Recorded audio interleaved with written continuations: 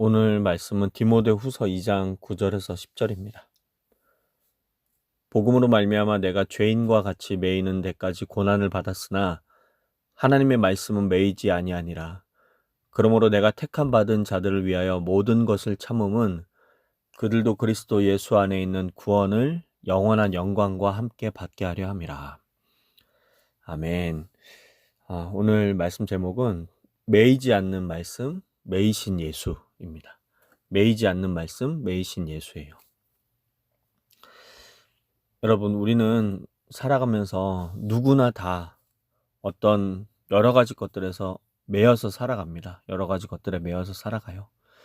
시간에 매이고, 돈에 매이고, 사람의 시선에 매이고, 두려움, 또 어떤 사람은 병상에 매여 있고, 어떤 사람은 실패의 기억 속에 매여 있습니다. 또 어떤 사람은 죄책감에 이렇게 매여서 묶여 있죠.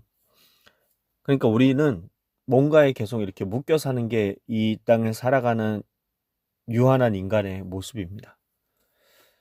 심지어 바울도 지금 매여 있어요.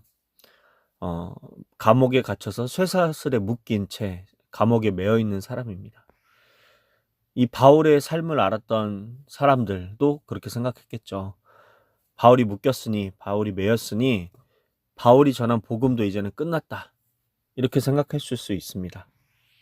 복음을 전하던 사람이 감옥에 갇혔으니까 복음도 멈춘 것이라고 생각했던 거죠. 그런데 바울은 오늘 놀라운 한 문장을 남기고 있어요. 하나님의 말씀은 매이지 아니하니라. 하나님의 말씀은 매이지 아니하리라. 여러분, 사람은 묶일 수 있습니다. 복음 전도자는 감옥에 갈 수도 있고요. 그런데 말씀은 결코 묶일 수가 없는 거죠. 우리가 오늘 좀 이것들을 살펴봤으면 좋겠습니다. 여러분, 일단 사람은요, 매일 수 있지만 말씀은 매일 수 없습니다. 이것을 우리가 기억해야 됩니다. 바울은 감옥에 갇혀 있었지만 복음은 세상을 향해 계속 달려가고 있었죠.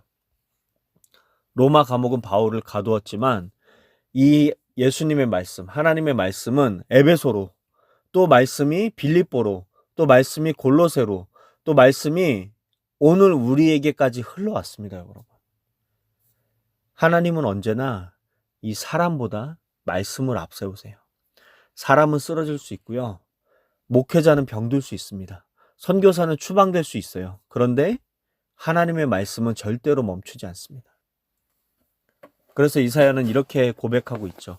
풀은 마르고 꽃은 시드나 우리 하나님의 말씀은 영원히 서리라. 여러분, 말씀은 살아 있습니다. 말씀은 국경을 넘고요. 문화도 넘고요. 감옥도 넘고 죽음도 넘어가는 것이 바로 이 말씀입니다. 여러분, 말씀이 왜 매이지 않을까요? 그 이유는 단순히 이 말씀이 단순한 글이 아니라 이 말씀은 예수님 자신이기 때문입니다. 요한복음은 이렇게 시작합니다. 태초에 말씀이 계시니라. 태초에 말씀이 계시니라. 그리고 이어서 이렇게 쓰여져 있죠. 말씀이 육신이 되어 우리 가운데 거하심에. 이 말이 뭡니까, 여러분? 예수님은 하나님의 말씀입니다. 예수님의 하나님의 말씀이라는 거예요. 그러니까 말씀이 살아있다는 것은 예수님이 살아계신다는 겁니다. 말씀이 가둬지지 않고 에베소로, 빌립보로, 그리고 지금까지 우리에게 왔다는 것은, 이 말씀이 살아있다는 것은요, 예수님이 살아계시다는 뜻과 동일한 얘기입니다. 여러분, 말씀은요, 쓰여진 글이나 책이 아니라 예수님의 인격이에요.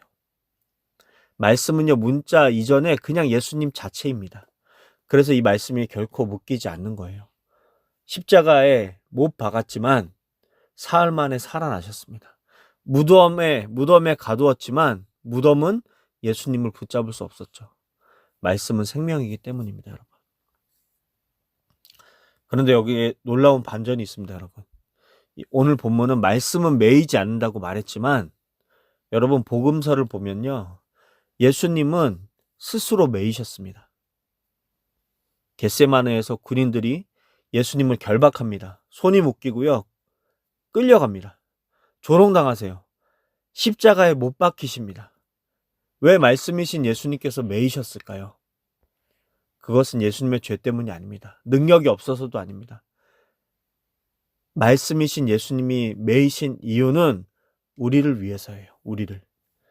매이지 않는 말씀이 우리를 살리기 위해서 기꺼이 자신을 매이게 하셨습니다. 예수님, 그분은 묶이셨지만 예수님의 사랑은 묶이지 않았어요. 몸은 십자가에 달렸지만 그 은혜는 온 세상으로 흘러갔습니다. 손은 못에 박혔지만 구원의 문은 활짝 열린 거예요. 여러분, 예수님이 매이심으로 우리는 진짜 자유를 얻었습니다. 죄가 우리를 묶고 있었습니다. 사망이 우리를 붙잡고 있었습니다. 율법이 우리를 정죄하고 있었어요.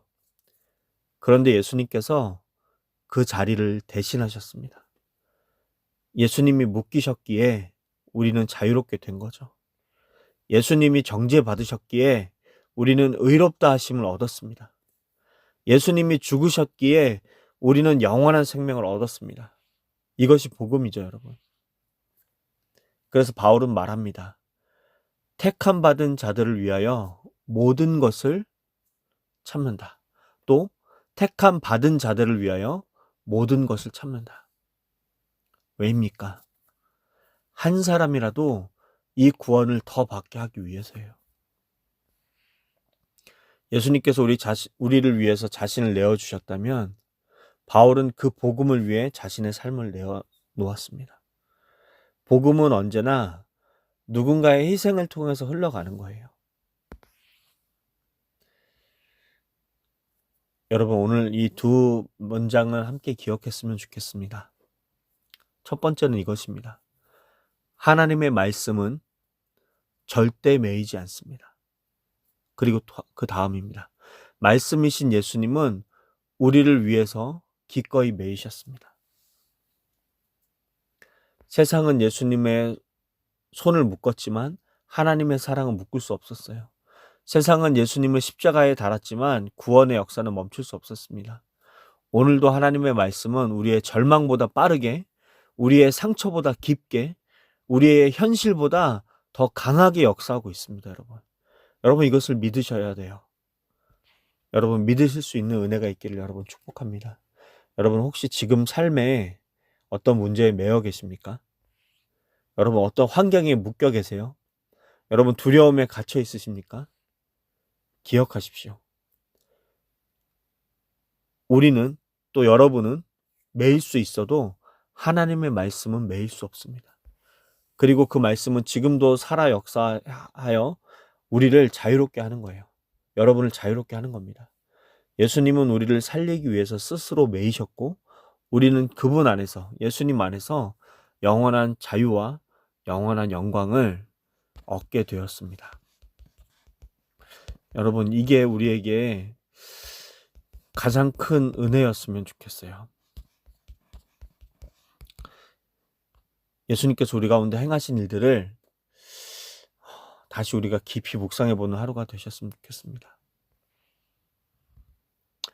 예수님이 묶였을 때, 굵은 밧줄로 묶이셨을 때, 십자가의 못으로 박혀서 움직이지 못하게 되었을 때 사람들은 그 순간 하나님의 역사가 끝났다고 생각했습니다. 말씀이 침묵하게 되었다고 생각했어요. 그런데 그 사람들은 몰랐죠. 사람들은 예수님의 손을 묶을 수 있었지만 예수님의 사랑을 묶을 수 없었고, 예수님의 몸을 십자가에 달았지만 그 은혜를 막을 수가 없었습니다. 오늘 본문이 우리에게 말하고 있어요. 하나님의 말씀은 매이지 아니하리라. 그리고 그 말씀이신 예수님 우리에게 지금 이렇게 말씀하십니다. 나는 너를 자유롭게 하기 위해서 기꺼이 묶였다. 우리가 받아야 할 결박을 주님이 대신 받으셨고, 우리가 받아야 할 심판을 주님이 대신 받으셨으며, 우리가 잃어버린 영원한 생명을 주님이 다시 열어주셨습니다. 오늘도 그 살아계신 말씀이신 예수님을 붙들고 자유함 가운데 담대히 살아가는 저와 여러분 다 되기를 주님의 이름으로 축복하고 응원합니다. 오늘 말씀 놓고 제가 기도하겠습니다. 말씀이신 예수님, 결코 매이지 않으시는 주님께서 우리를 구원하기 위해 스스로 결박당하시고 십자가를 지셨음을 감사합니다. 주님이 묶이심으로 우리가 자유를 얻었고, 주님이 죽으심으로 우리가 생명을 얻었습니다.